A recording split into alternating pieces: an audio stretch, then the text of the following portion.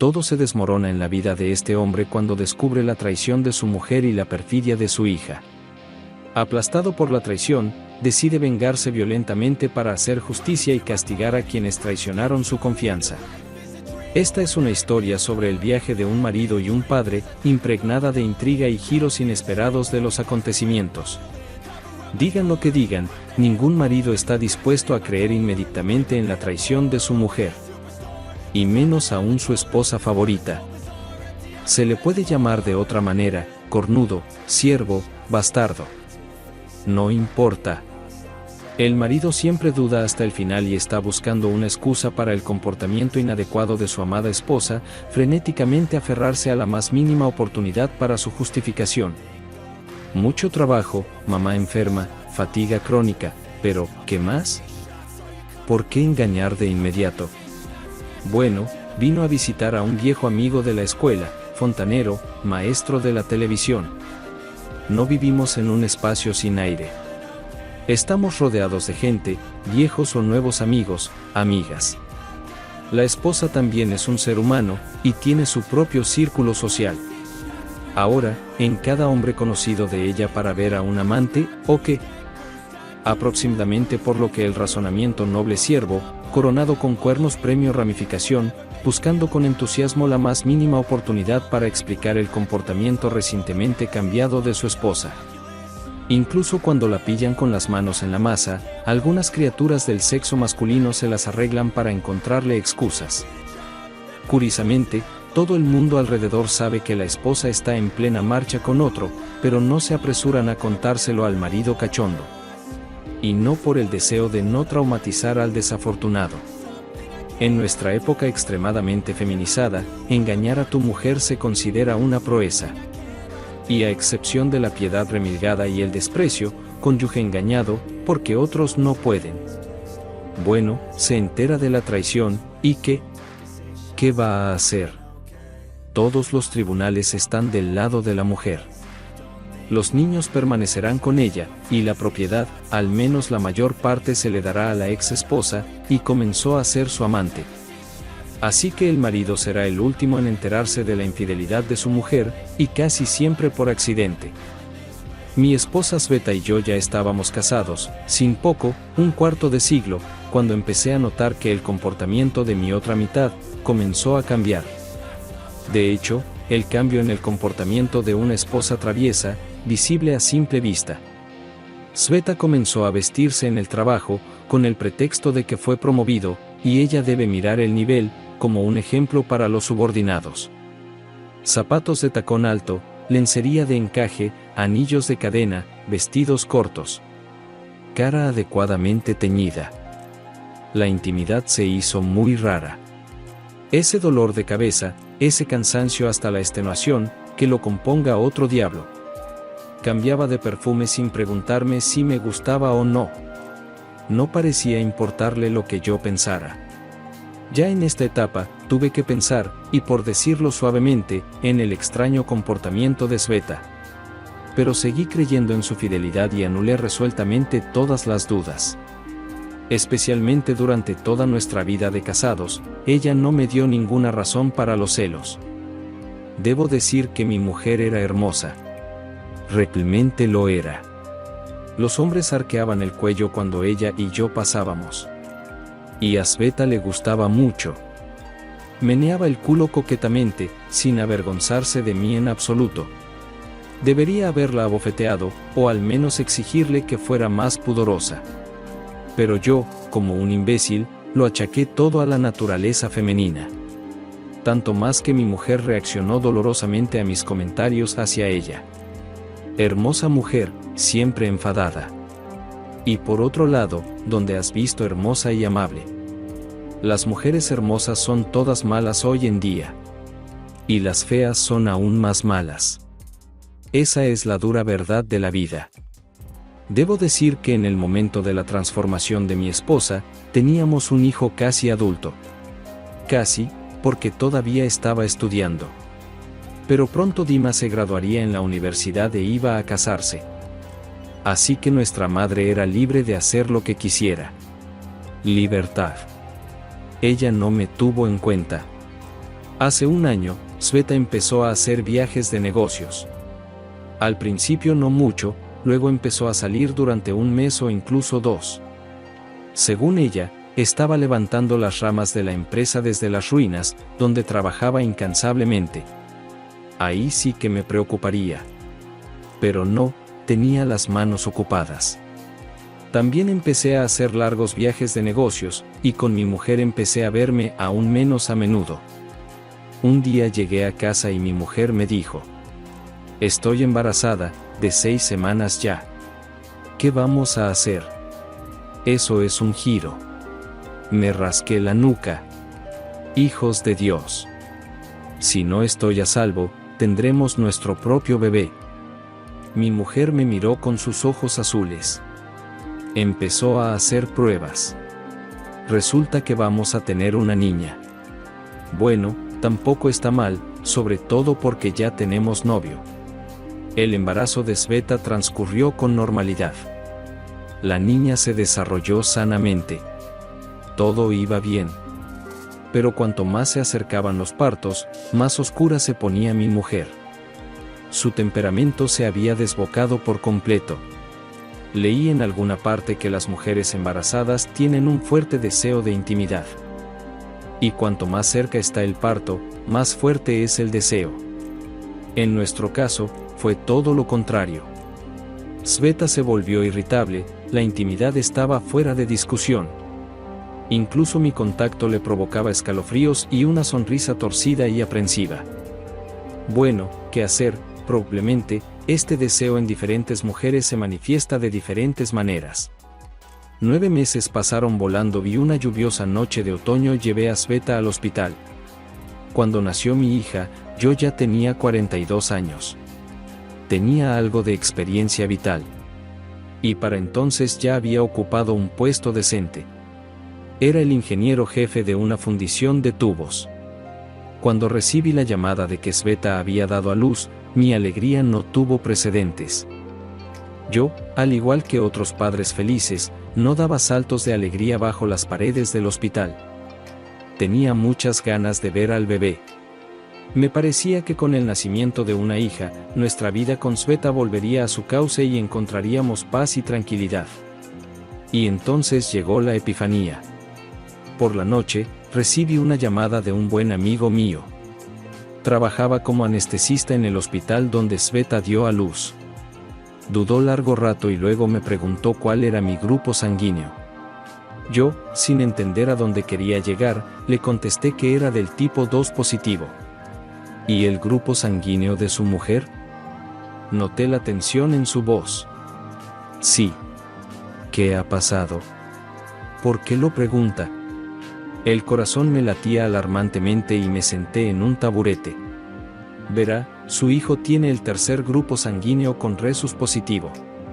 Muy tranquilo, dijo mi amigo. Y eso no puede ser. No puede haber un tercer tipo en tu bebé. Parece, Yure, que tú no eres el padre. Durante un rato me quedé sentado en silencio. Me quedé sin aliento. Me quedé mirando un punto, intentando ordenar mis pensamientos. De pronto me di cuenta de que mis esperanzas de recuperar mi vida pasada se habían desvanecido. Es imposible traer de vuelta el pasado. Y Sveta era el pasado para mí. Eso es imperdonable. Abrí la ventana. Un viento otoñal, fresco y con olor a lluvia, entró en la habitación. Los hombres no lloran. Durante largo rato, me quedé mirando el descampado cubierto de tallos de malas hierbas, ennegrecido por la lluvia. Tenía las manos cerradas en puños. Era como si tuviera el corazón en ellas. En algún lugar de mi interior nació el dolor. Se extendió lentamente por mi cuerpo, llenando cada célula. Para mantenerlo a raya, empecé a pasear por la habitación. De la ventana a la puerta y viceversa. Todo empezó a encajar. Largos viajes de negocios, retrasos en el trabajo, intentar tener buen aspecto. Negándose a tener relaciones sexuales conmigo. Estaba embarazada de otro hombre y le daba asco que la tocara. Yo no soy el padre. La naturaleza. No puedo evitarlo. Así que es natural. Tenía que pasar tarde o temprano. Dicen que no hay favorito, es tu turno. Bueno, mi turno ha terminado. Nunca me di cuenta de que las mujeres son inconstantes, que abandonan viejos amores sin remordimientos, irreflexivamente crueles, en pos de uno nuevo. Sí, la vida es así, nunca me enseñó nada. Tenía que pasar la mañana. Por la mañana iría al hospital y cerraría esta página de mi vida. Recordé las palabras de mi abuelo. Nunca te cases con una mujer que haya tenido al menos un hombre antes que tú. En mi estupor amoroso, no presté atención a esa sabiduría en aquel momento. Con dificultad, me arrastré hasta la cocina con las piernas entre algodones. Saqué una botella de vodka de la nevera y me la bebí toda del cuello. De camino al hospital, traté por todos los medios de recomponerme. Gritar y patalear era inútil en esta situación. Decidí hablar tranquilamente con Sveta antes de pedir el divorcio. En esta decisión no tenía ninguna duda. Cuando llegué a la maternidad, la enfermera, desviando la mirada, me invitó al jefe del departamento. Mi corazón volvió a estremecerse con una nueva sensación de angustia. Hola. Tomé asiento. La guapa morena hizo un gesto de invitación. Lea esto. Me entregó un trozo de papel. En él, en colores claros, estaba escrito el abandono del niño. Durante un rato me quedé estupefacto, sin entender nada. Yuri Pavlovich. La señora de la casa continuó. Su mujer presentó una renuncia y salió del hospital por la mañana temprano. Un hombre se la llevó. El médico se anticipó a mi pregunta. Es todo lo que sé. Sé que la niña no es su hija. Pero estás casado con su madre, y legalmente eres su padre. Si presentas una renuncia también, la niña será enviada a un orfanato. Pero el caso es que le han diagnosticado un prolapso cardíaco. No vive mucho tiempo sin operarse. La directora corrigió unos papeles sobre la mesa. Haremos lo que podamos, por supuesto, pero no hacemos este nivel de cirugía en recién nacidos. Solo en el extranjero. Y eso cuesta mucho dinero. La única esperanza es que la adopte gente rica que pueda pagar la operación. Me quedé estupefacto y en silencio. No tenía nada que decir. ¿Qué podía decir? Es la hija de otro, ¿por qué iba a meterme en su vida? Después de todo, tiene una madre y un padre que tampoco la necesitan. Especialmente si está enferma. Tal vez la muerte sería lo mejor para ella. Tiene razón. Dame el papel, firmaré la renuncia. Sabía que le estaba quitando a la niña su última oportunidad. No es probable que sea adoptada rápidamente, especialmente si está enferma. No hay muchos sanos por aquí. No sabía qué era más, las emociones, el resentimiento hacia su madre, mi mujer, o el deseo de acabar con todo cuanto antes. Firmé el formulario de renuncia estándar y me dirigí a casa. Con el trasfondo de mi decisión, la traición de Sveta, de alguna manera se desvaneció en el fondo. Ella huyó, así que al diablo con ella. Mañana pediré el divorcio y la olvidaré como un mal sueño. No mientas, no lo harás. Me susurraba mi subconsciente. Incluso sacudí la cabeza varias veces, intentando alejar los malos pensamientos. Me despedí del médico y me dirigí a la salida. En algún lugar del fondo de la sala, un bebé lloraba. Por alguna razón pensé que era el llanto de una niña, a la que los más cercanos habían privado del derecho a la vida, arrojada a la vorágine de la vida, cínicamente condenada a morir. Mis pies me llevaron por el pasillo blanco.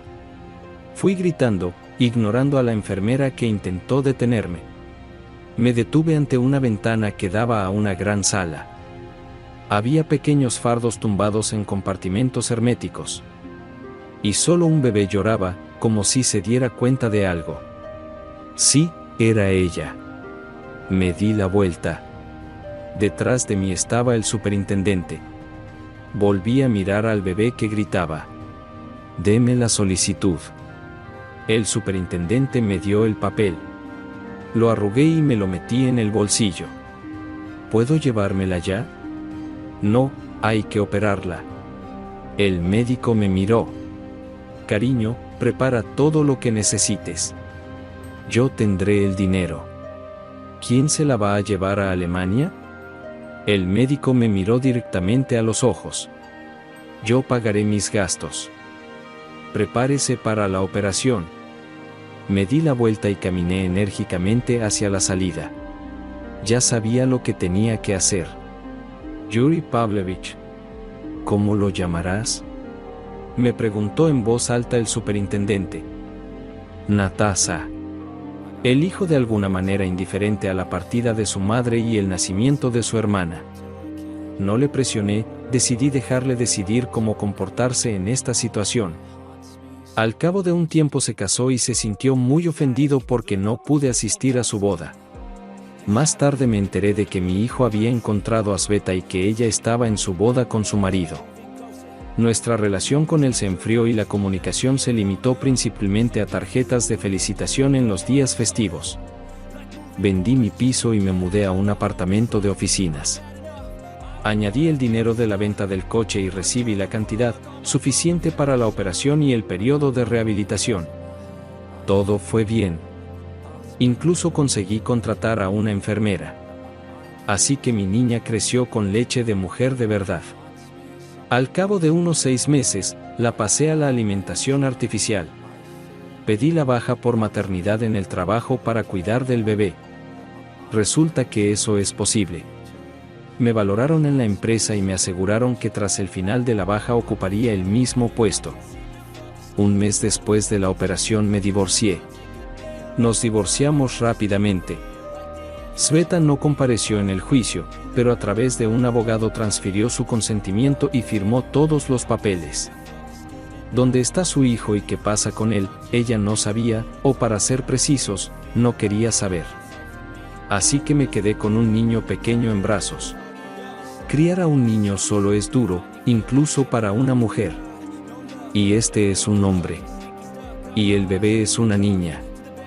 Por supuesto, mi madre ayudó todo lo que pudo. Pero yo hice la mayor parte del trabajo. Con el tiempo, Natasa creció.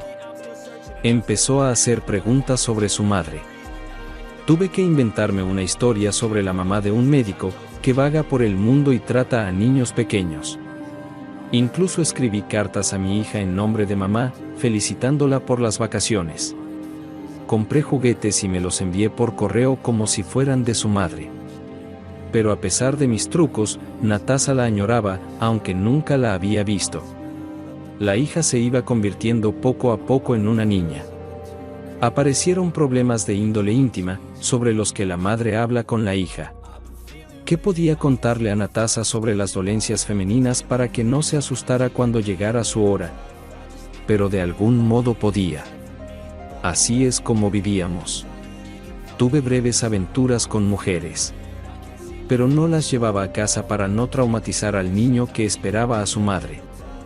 Natasa terminó la escuela y fue a la universidad en Moscú. O mejor dicho, yo la metí en ella. Utilicé todos mis contactos y conseguí meterla en el departamento de presupuestos.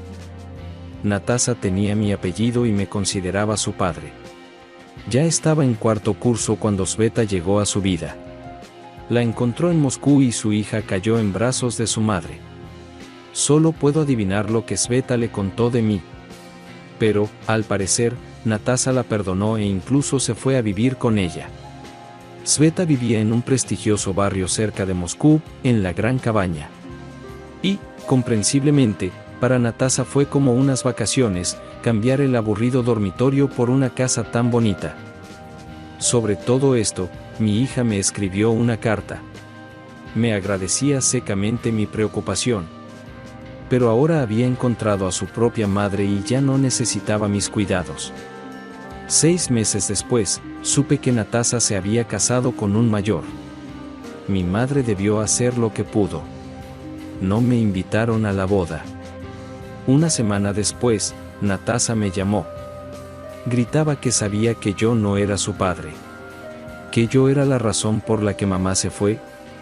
Que le había robado el amor de su madre. Dijo algo más, pero no la escuché y colgué. Ya tenía 62 años y estaba jubilado. Dejé mi apartamento de la oficina y me mudé a Vitebsk, la tierra natal de mi madre. Allí había una casa antigua, que heredé. Decidí instalarme en ella para empezar una nueva vida. Por supuesto, me dolía el corazón de resentimiento. Pero pensé que había cumplido mi deber con la niña. La había criado, le había enseñado. ¿Y qué soy yo comparado con mi propia madre? Solo un tío, y un extraño. Después de todo, Natasa no me pidió que la criara. Yo mismo asumí la carga. Mi hija no me debe nada. Y Dios no quiera que le vaya bien. En mi memoria, seguía siendo aquella niña que se dormía en mis brazos con las palabras, «Papá, te quiero». Pasaron 2 años. Yo vivía en una vieja casa de una pequeña ciudad. Era el final del otoño. La lluvia recorría las oscuras calles, arrojando de vez en cuando puñados de agua a través de mi ventana. Me senté en el viejo sofá de cuero, apagué la lámpara de pie y, con los ojos cerrados, escuché la música que salía de la vieja radio. Había encontrado una gran pila de viejos discos en el desván, y desde hacía algún tiempo disfrutaba escuchando música y voces de mi vida pasada. A mis pies yacía un gran perro peludo, el sueño encarnado de mi infancia. El recuerdo del pasado se desmoronaba poco a poco en mi mente, dejando espacio a nuevos acontecimientos. Natasa no se había puesto en contacto conmigo ni una sola vez en 2 años, lo que significaba que todo iba bien en su vida. Y yo me quedé solo, y solo una foto de una niña con un osito de peluche en un viejo marco de madera sobre el aparador me recordaba mi antigua felicidad. El disco estaba acabado. Lo giré hacia el otro lado y volví a bajar con cuidado el brazo de tono.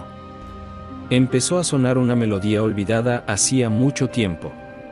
En ese momento llamaron a la puerta. Akber levantó la cabeza y miró hacia la puerta principal. Tiré del picaporte y la puerta se abrió. Natasa vio que su mirada se detenía en mí, y nuestros ojos se encontraron. «Hola, papá». Natasa sonrió con culpabilidad. «¿Puedo pasar?» La miré congelado durante un rato. Era extraño, hacía tiempo que no me consideraba un padre, y en algún momento me lo había dejado claro. «No soy tu padre», dije con voz ronca. «Tú lo has decidido. Tú eres mi padre», dijo ella, entrando en casa. «Siempre lo has sido». La miré. Mi corazón estaba en silencio. Sin emoción, volví a decirlo. «No, no soy yo». «Lo que tú digas, papá, lo que tú quieras, mientras duermas bien por la noche». Respiré hondo y cerré la puerta. Volví a entrar en la habitación. Natasa estaba sentada en el sofá, con gotas de lluvia cayendo por su abrigo de cuero. «¿Qué quieres, Natasa?», le pregunté. «Papá, te hemos estado buscando todo este tiempo. Dima y yo. Incluso mamá». «2 años, papá. ¿Tienes idea de lo que nos costó encontrarte? ¿Cómo lo hiciste?» Traté de reprimir mis emociones. «Y eso es todo lo que puedes decir. Te encuentro después de 2 años y lo primero que quieres saber es cómo te encontré». La cara de Natasa enrojeció de emoción. Yo permanecí en silencio, solo tapándome los ojos con irritación. «Has empezado a parecer diferente, papá. Esa barba gris te hace parecer Papá Noel». No hice ningún comentario, pero volví a preguntar. «Natasa, ¿qué quieres?» «¿Qué demonios, papá? ¿Qué crees que quiero?» «Jesús, ha pasado tanto tiempo. No he sabido nada de ti. No sabía dónde estabas, qué hacías, si siquiera estabas vivo». Natasa estaba casi gritando. «¿Sabes siquiera que ahora estoy casada?» Lo sabía porque estaba allí ese día. haciéndome a un lado para que nadie lo supiera. Observé la gala en el restaurante, escondiéndome detrás de una columna hasta que el anfitrión me pidió educadamente que abandonara la sala. Vi a Natasha poniéndole un anillo al apuesto joven con el que se iba a casar. Vi a la mujer con la que estuve casado cogida de la mano de su pretendiente. Miré a mi invitada. Ella había cambiado. De la chica que llevé a la escuela a una hermosa joven. Así que estabas allí, papá. ¿Por qué no viniste? Estaba realmente sorprendida.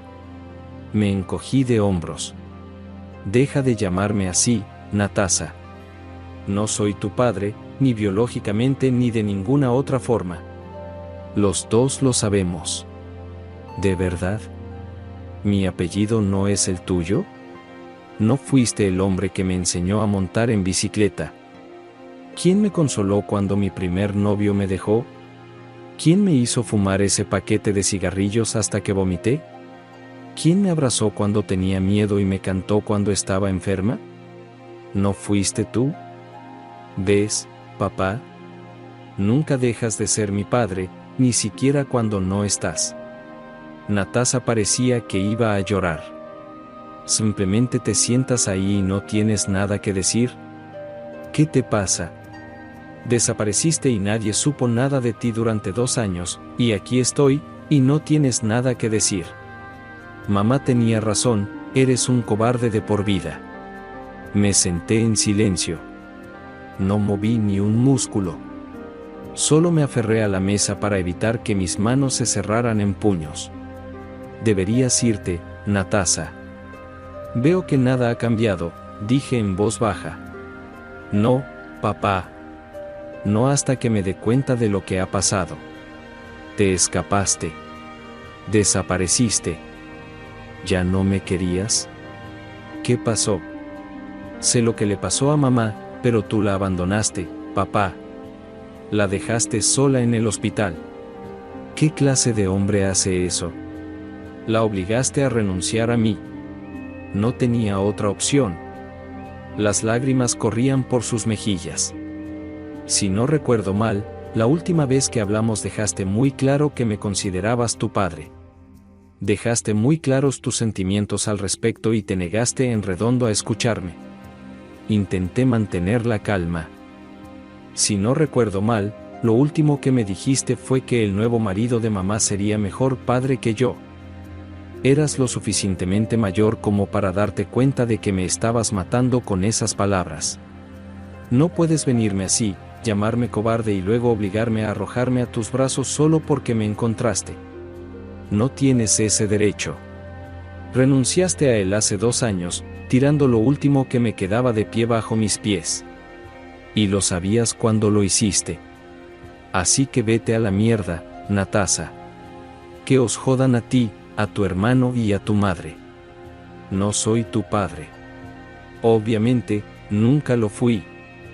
Me fui por una razón, y no lo veo diferente ahora que entonces.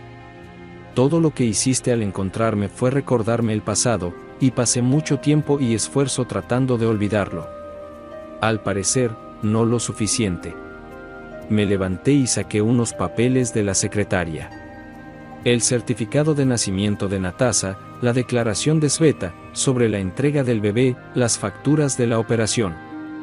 Los recibos de los gastos escolares. Tómalos, puedes leerlos cuando quieras. Ahora vete. Toda la noche, sentada en una pequeña habitación de un hotel de provincias, Natasha leyó los documentos amarillentos. Más de una vez empezó a sollozar, secándose las lágrimas con un pañuelo. Según la prueba de ADN, Yuri era su padre biológico. La noticia le afectó mucho. Pasó mucho tiempo repasando el pasado en su mente e intentando hacer coincidir lo que sabía y sentía con lo que su padre le había contado. Por la mañana, por fin fue consciente de su vida y de lo que había sido. Natasha hablaba por teléfono con su madre, haciéndole preguntas incómodas. La mayor parte del tiempo, Sveta esquivaba, intentando cambiar el tema de la conversación, lo que daba a Natasha todas las respuestas que necesitaba. Fue entonces cuando juró que la relación con su madre cambiaría. Estaba horrorizada por lo que su madre había hecho, y por lo que ella había hecho con su acto desconsiderado hacia su padre. Su corazón le dolía por su padre, había vivido solo todos estos años, abandonado por todos, y sobre todo por su hija. No tenía ni idea de lo que iba a hacer, pero no iba a dejarle marchar así. No otra vez. Ella se merecía el dolor de su corazón y él no, y sin embargo lo había arrastrado durante años. Tenía que hacerle ver que quería ser su hija y no la de nadie más. Cuando llegó a la casa de su padre, Natasha quedó impresionada por la desolación. Miró a su alrededor pero no vio el coche que él conducía. Natasha miró a su alrededor con impotencia en busca de alguien que despejara el ambiente. «Busco un lugar donde vivir, hija». Una voz chirriante sonó detrás de ella. Natasha se dio la vuelta. «Hola. ¿Dónde está el casero?», preguntó a una anciana bajita, al parecer una vecina. «Se fue. Se llevó al perro y se mudó. Pero se dejó las llaves. No dijo a dónde iba». El corazón de Natasha se hundió. «No, cariño». La niña se quedó en silencio mirando la casa vacía. Natasha no volvió a ver a su padre. Había intentado encontrarlo durante años, pero sin éxito.